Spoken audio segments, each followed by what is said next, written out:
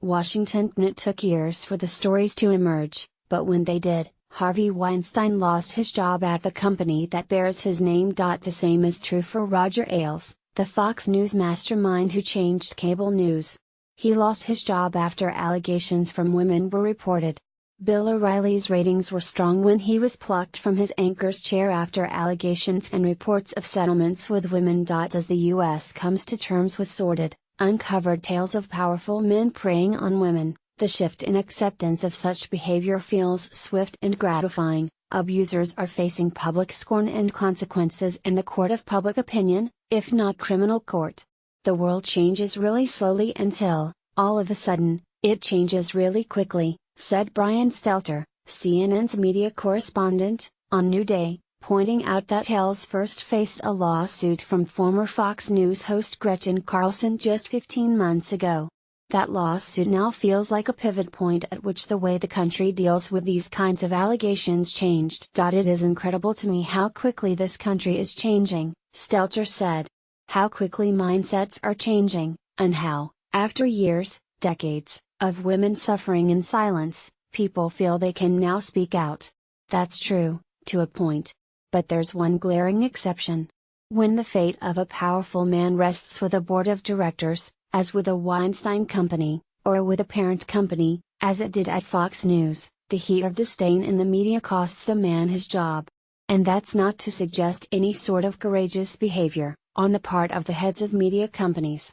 Quite the opposite, since in each of these cases, the behavior, and the cover-ups in the forms of settlements, was serial. But incredibly, when there is not a corporate boss, and the fate of the powerful man rests with voters, as it did in the case of Donald Trump, he gets a serious promotion to the White House. Obviously, the Trump example is different in its details from what we're learning about Weinstein, O'Reilly and Ailes, but the effect was arguably more sensational in October 2016, when the Access Hollywood tape, with its unvarnished description of what can only be described as assault, shocked the nation. In hindsight, that it came on the same day the US formally pointed the finger at Russia for election meddling and WikiLeaks doled out the emails of Hillary Clinton's campaign manager, seems relevant, although it cannot be argued that the other two stories blended the attention that was paid to or the public backlash from those tapes.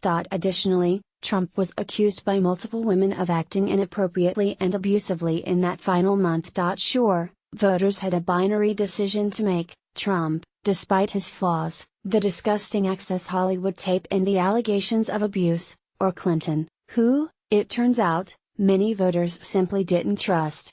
And let's not forget Trump tried to use years-old accusations against former President Bill Clinton against his wife in 2016. Who's to say if that hurt her? But the accusations directly against Trump did not disqualify him from taking office in the eyes of many voters. The corporate bosses of powerful men in media don't have to choose between one person and another, they're just cutting loose a PR problem. It was too late for Americans to do that when the allegations about Trump became public. The ballots had already been set. A vast majority of voters, 70%, said Trump's treatment of women bothered them, according to exit polls. Almost 30% of the people who were bothered by his treatment of women, voted for him anyway. Half of voters said his treatment bothered them a lot. Clinton won 83% of that group.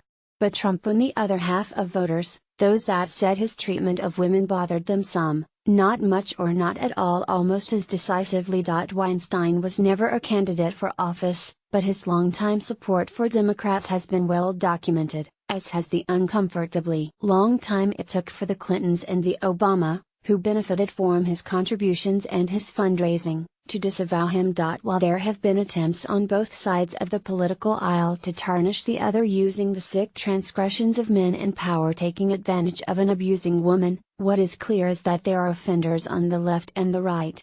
Those who express outrage at one sexual harasser and not another because of the first harasser's political views, that is morally bankrupt, Tapper said.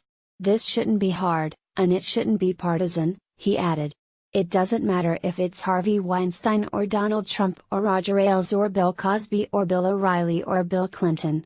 These accusations are all worthy of reporting and outrage.